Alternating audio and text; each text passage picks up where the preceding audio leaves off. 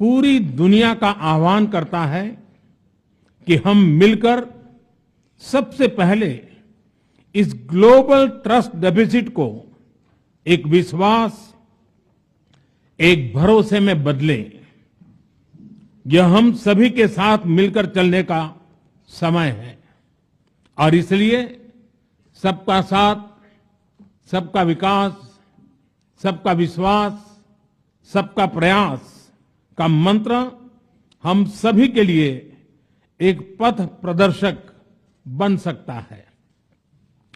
वैश्विक अर्थव्यवस्था में उथल-पुथल हो, नॉर्थ और साउथ का डिवाइड हो, ईस्ट और वेस्ट की दूरी हो, फूड, फ्यूल और फर्टिलाइजर का मैनेजमेंट हो, टेररिज्म और साइबर सिक्योरिटी हो, हेल्थ, एनर्जी और वाटर सिक्योरिटी हो, वर्तमान के साथ ही आने वाली पीढ़ियों के लिए हमें इन चुनौतियों के ठोस समाधान की तरफ बढ़ना ही होगा। फ्रेंड्स, भारत की G20 प्रेसिडेंसी देश के भीतर और देश के बाहर इंक्लूजन का, सबका साथ का प्रतीक बन गई है। भारत में ये पीपल्स G20 बन गया। करोड़ों भारतीय इससे जुड़े। देश के 60 से ज्यादा शहरों में 200 से ज्यादा अधिक बैठकें हुई। सबका साथ की भावना से ही भारत ने प्रस्ताव रखा था कि अफ्रीकन यूनियन को G20 की स्थायी सदस्यता दी जाए। मेरा विश्वास है कि इस प्रस्ताव पर हम सबकी सहमति है।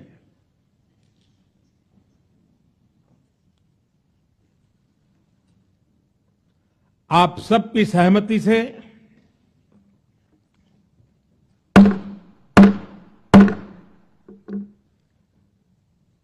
आगे की कार्रवाई शुरू करने से पहले मैं अफ्रीकन यूनियन के अध्यक्ष को G20 के स्थायी सदस्य के रूप में अपना स्थान ग्रहण करने के लिए आमंत्रित करता हूं।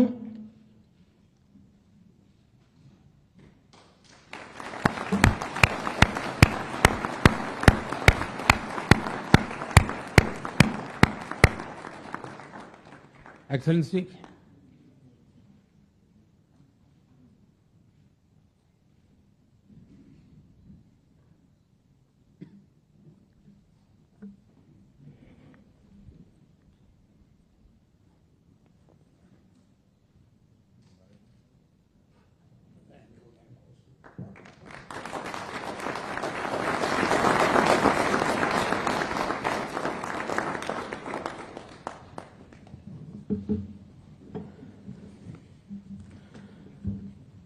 इसके साथ ही मैं मीडिया के साथियों से भी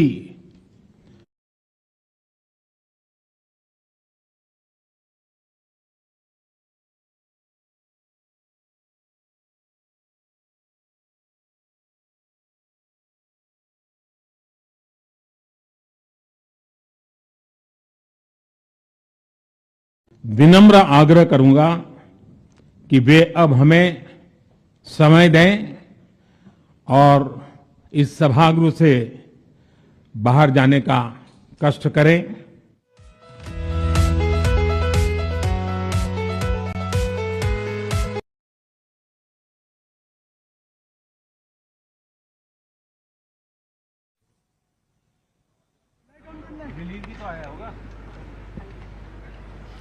जी हाँ, तो प्रधानमंत्री मोदी को आपने सुना।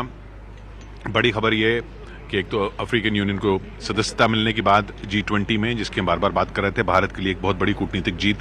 भारत के लिए प्रधानमंत्री के जहां बैठे थे, जैसे वो शुरू हुआ, सबसे पहली नजर इसी बात पे गई कि उनके डेलीगेट प्लेट के नाम के आगे जो name plate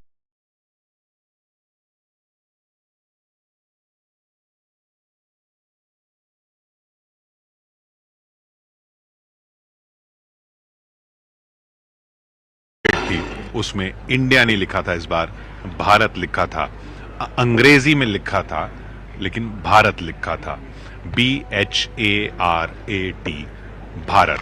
prime minister of Bharat के नाम से, प्राइम मिनिस्टर ऑफ भारत के तौर पर प्रधानमंत्री ने अपने ओपनिंग रिमार्क्स रखे, जिसमें सबका साथ सबका विकास की बात की, किस तरह से 60 शहरों में G20 के इस अध्यक्षता के साल में मीटिंग्स ऑर्गेनाइज की गई, उसकी बात की। तो प्रधानमंत्री पर सबकी नजर तो उसी चीज पे गई। जैसे वो आया, हमने पहली तस्वीर जो देखी वो यही देखी कि वहां भारत लिखा हुआ है। बिल्कुल, सबकी नज़र उसी पे गई। और अभी तो G20 चल रहा है किशोर, और चुनावी साल है, तो ये जो भारत लिखा हुआ है ये कई समय पूरे साल भर जो है छाया रहेगा और इसके इर्द गिर्द राजनीति खूब होगी। लेकिन प्रधानमंत्री ने अपने संबोधन में ये एक तरह से फिर से उस बात पर जोर दिया जो हम सुबह से कई बार चर्चा भी कर रहे हैं कि अफ्रीकन यूनियन को शामिल करने पर उन्होंने ये उम्मीद जताई है कि आज सब सहमति दे देंगे। तो एक बार फिर उन्होंने सार्वजनिक अपने संबोधन में ये बात बोली। हाँ। और कोविड के बाद की जो स्थिति पूरी दुनिया के सामने बनी है, क्योंकि आप जानते हैं कि G20 का जो एक तरह से कहा जाए कि इसका गठन, इसका जन्म जो आर्थिक मंदी 2009 की आई थी उसके बाद पूरे दुनिया को किस तरीके से आगे निकाला जाए, क्राइसिस से बाहर निकालने के लिए G20 बना था। तो अब कोविड से आगे की बात किस तरीके से दुनिया देखे, इन सब चीजों पर प्रधानमंत्री ने जोर दिया। और अब दुनिया के ये सबसे शक्तिशाली राष्ट्र अध्यक्ष अब बैठेंगे, मंथन करेंगे, करीब 2 दिनों तक इनकी चर्चा होगी और क्या फाइनल आउटकम निकलता है ये कल तो शाम को सर्वसम्मति से अफ्रीकन यूनियन स्थायी सदस्य बन गया है, ये खबर है, जो एक बड़ी खबर। मतलब आखिरी G20 है, अगला G21 होगा। G21 होगा जिसमें अफ्रीकन यूनियन भी होगा और भारत इस पूरी कोशिश में लगा था कि इसको शामिल कर लिया जाए। चीन इस कोशिश में लगा था कि ऐसा ना हो और ऐसा हुआ है। लेकिन फिर वही बात आपने कहा कि अफ्रीकन यूनियन को ऐलान किया है, कूटनीतिक जीत बहुत बड़ी भारत की हो चुकी है, प्रधानमंत्री ने घोषणा कर दिया है और अफ्रीकन यूनियन के जो प्रमुख थे वो आए, पहले किस तरह से हैंडशेक किया, गले लगाया गया। तो यूरोपियन यूनियन कह सकते हैं, माफ कीजिएगा, G20 को अब कह सकते हैं G21, G20 यहाँ से G21।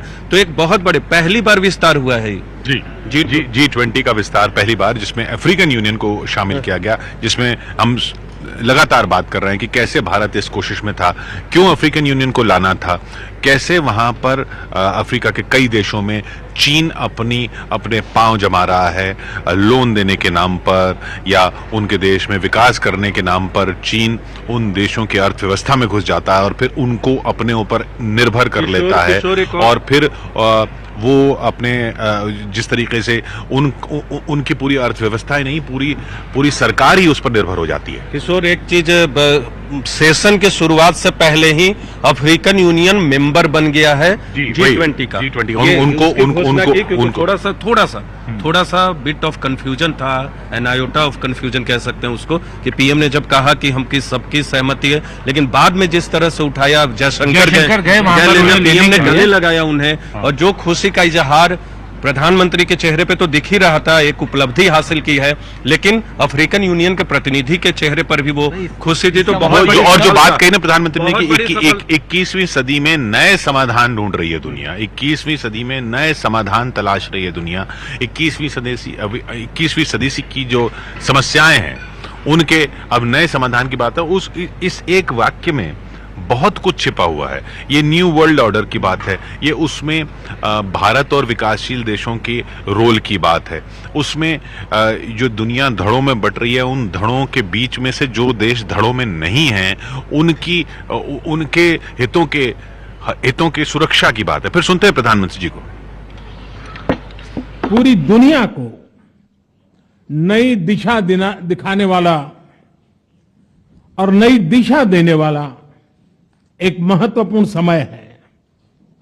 ये वो समय है जब बरसों पुरानी चुनौतियां हमसे नए समाधान मांग रही हैं और इसलिए हमें ह्यूमन सेंट्रिक अप्रोच के साथ अपने हर दायित्व को निभाते हुए ही आगे बढ़ना है।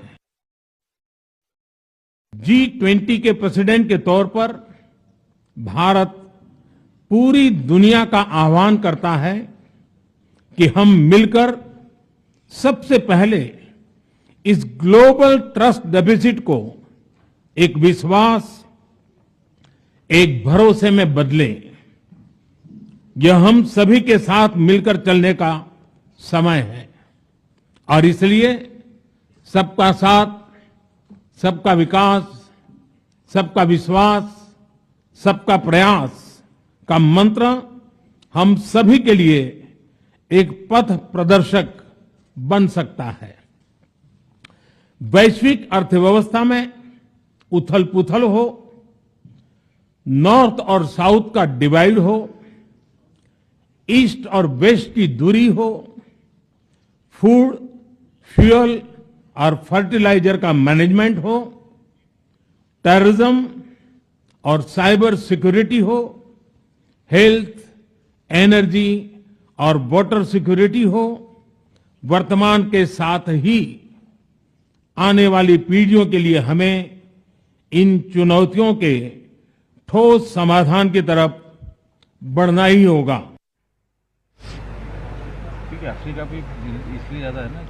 बहुत बड़ी खबर यह है कि अफ्रीकन यूनियन को शामिल कर लिया गया है G20 में, और ये बैठक सम्मेलन, शिखर सम्मेलन शुरू होने से पहले ही शामिल कर लिया गया है। तो यानी ये पहले से ही G21 हो गया, और ये भारत के लिए बहुत बहुत बड़ी जीत है कूटनीतिक स्तर पर। सुनिए एक बार प्रधानमंत्री ने इस बारे में क्या कहा और कैसे शामिल किया गया अफ्रीकन यूनियन को।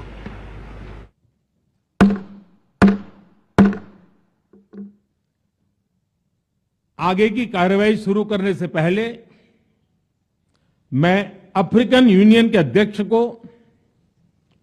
G20 के स्थायी सदस्य के रूप में अपना स्थान ग्रहण करने के लिए आमंत्रित करता हूं।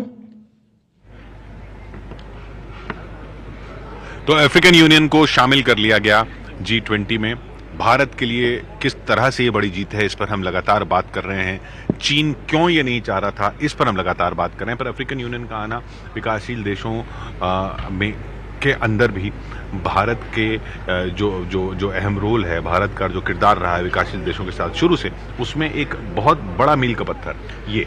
देखिए बिल्कुल किशोर, और जिस तरीके से इस पर लगातार चर्चा चल रही थी और जो विशेषज्ञ हैं वो आपस में इस पर चर्चा कर रहे थे कि क्या इस बार G20 में इस पर सहमति बन पाएगी या नहीं बन पाएगी, और प्रधानमंत्री की तरफ से साफ करना कि सबने अपनी सहमति से, आपसी सहमति से ये फैसला लिया है, और G20 को बाकायदा उनको बुला करके यूरोपियन यूनियन के प्रतिनिधि को उनको शामिल किया गया। तो भारत का रुतबा इसमें बढ़ा है और पूरी तरीके से ये संदेश गया है कि भारत ये करवाने में कामयाब रहा है। और इसके पीछे के कई कूटनीतिक कारण भी हैं जिसके लिए भारत ये करवाना चाहता था, और ये कोशिश में था कि चीन किसी तरीके से इसमें रोड़ा ना अटका पाए। तो इस लिहाज से अगर हम देखें, भारत को एक बड़ी जीत मिली है, और ये अब हमेशा याद रखा जाएगा कि G20 बनने के बाद जो पहला बड़ा बदलाव हुआ, एक अतिरिक्त मेंबर जुड़ा, वो भारत में G20 जब हुआ तो उस समय प्रधानमंत्री नरेंद्र मोदी के रहते हुए इसको अफ्रीकन यूनियन को शामिल करवाया गया।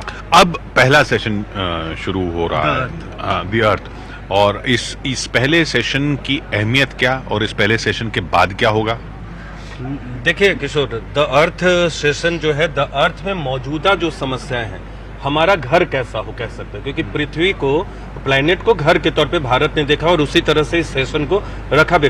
तमाम मुद्दों पे चर्चा होगी। अफ्रीकन यूनियन शामिल हो गया है, 21 देश हो गए यूरोपियन, माफ कीजिएगा G20 के 21 देश हो गए हैं।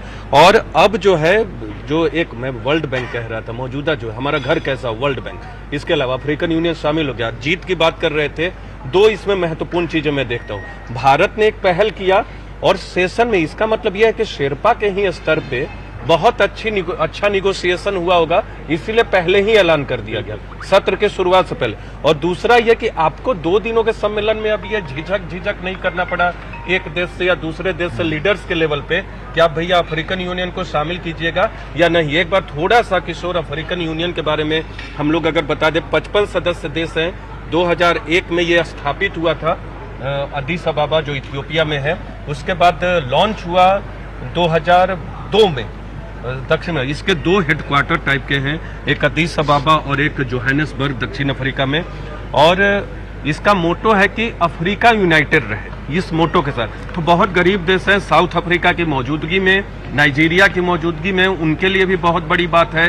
अतिथि देश के तौर पे नाइजीरिया है और साउथ अफ्रीका तो परमानेंट मेंबर है ही, तो बहुत बड़ी जीत कह सकते हैं। चीन को एक संदेश है और प्रधानमंत्री के भाषण में आपने एक और संदेश भी देखा होगा। संकट बाकी चीजों का तो है, कोरोना के बाद विश्वास का संकट है, उसको दूर करने की भी जरूरत है। चीन की तरफ इशारा था, हालांकि इस तरह के मंचों को हम इस तरह से चर्चा करें या इस तरह से उसकी एनालिसिस करें, ये सही गलत अलग बात है, लेकिन इशारा चीन की तरफ। जी हाँ, चीन देखिए, चीन के राष्ट्रपति का ना आना और उसके बाद अफ्रीकन यूनियन का इसमें शामिल हो जाना और प्रधानमंत्री का ये बोलना कि कोरोना के बाद विश्वास का संकट भी है, तो ये साफ दर्शा रहा है कि क्योंकि ये आर्थिक मामलों पर ज्यादा यहाँ पर ये ग्रुपिंग है, तो इसमें चीन का अब तक जो 21वीं सदी में रोल रहा है उससे सारे देश जो हैं वो उस तरह से सहमत नहीं है जैसे चीन चाहता है। किशोर, देखिए, चीन हमेशा ये चाहता है कि पूरे दुनिया में सिर्फ उसकी तूती बोले, लेकिन भारत ने जिस तरीके से कंटेन करना शुरू किया, खासतौर पर आर्थिक तौर पर भारत ने जिस तरीके से उसको एक तरह बांध दिया, जैसे कि कई सारे ऐप्स बंद कर दिए, ये छोटी मोटी बात नहीं है। देखिए, और अफ्रीकन यूनियन का शामिल होना मतलब वो देश जहां पर चीन उसी तरीके से कि हम आपको लोन दे देंगे, हम आपका इंफ्रास्ट्रक्चर बना देंगे, हम आपके यहाँ रोड बना देंगे, ब्रिज बना देंगे, पोर्ट बना देंगे, ये करते करते वो घुस रहा था इन सभी देशों में, और फिर जब वो घुस जाता था तो फिर उनकी पूरी अर्थव्यवस्था चीन पर निर्भर हो जाती थी। और चीन ने एक तरह से वो ग्रांट दे के वाला रास्ता नहीं अपनाया है। वो ऐसा नहीं है कि आपको पैसा दे देता है उस देश को और फिर भूल जाता है, वो उस पैसे का दुगना वसूलता है। वो जो साहूकारी वाला जो साहूकारी वाला बात चल रही थी, और वो सारे देश ये चाह रहे थे कि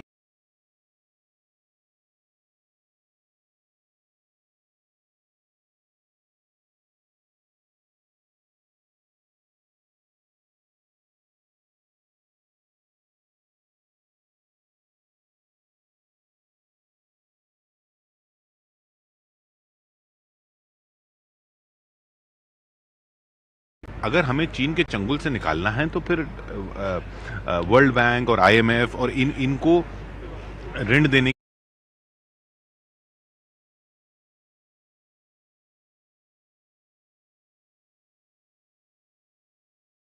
की जो प्रक्रिया है, इनको अपनी कुछ ऐसी करनी होगी जिससे उनको मदद मिल सके, और वो अब हो सकेगा।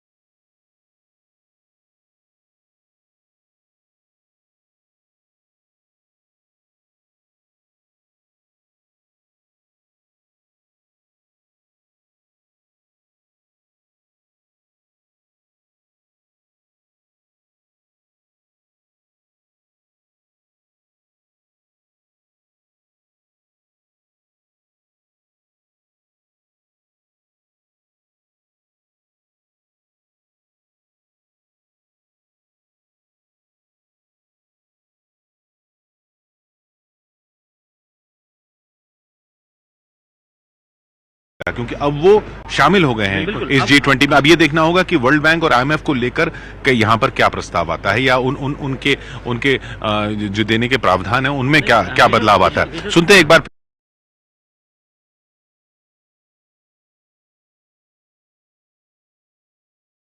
फिर प्रधानमंत्री को। ये बहुत बड़ी कूटनीतिक जीत है भारत की।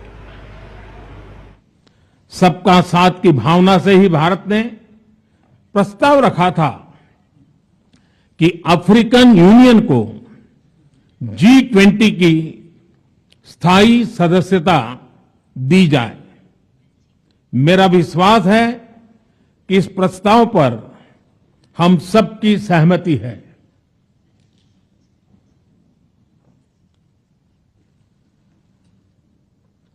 आप सबकी सहमति से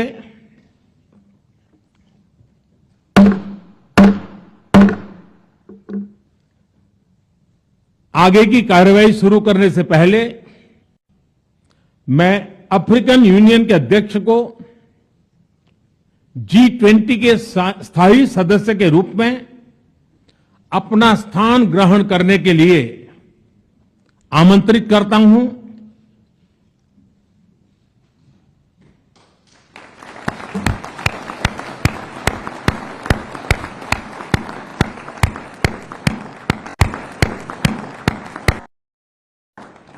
एक्सेलेंसी,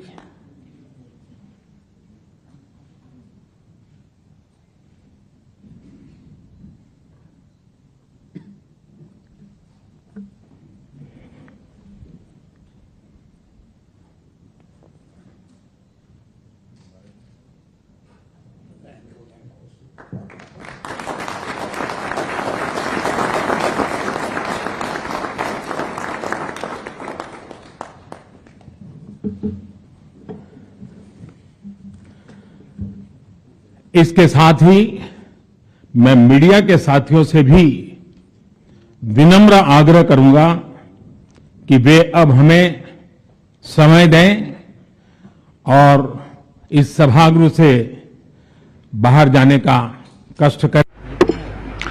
अफ्रीकन यूनियन के अध्यक्ष का गले लगाकर स्वागत किया पीएम मोदी ने। भारत के लिए बहुत बड़ी कूटनीतिक जीत इसलिए क्योंकि ये एक सवाल बना हुआ था कि क्या इस बैठक के बाद अफ्रीकन यूनियन को शामिल किया जाएगा। यहाँ तो बैठक से पहले शामिल कर लिया गया। बिल्कुल, देखिए इसका मतलब पहले ग्राउंड तैयार हो गया था, कंसेंसस बन चुके थे और ये ऐलान होना है ये भी मिनट ऑफ द मीटिंग में तय हो गया था। इसीलिए और वो चाहते भी थे कि ये जो बैठक है इस बैठक में ना वो सिर्फ एक बाहर इन्वाइटी के तौर पर ना हो, इस बैठक का हिस्सा बने। तो जो G20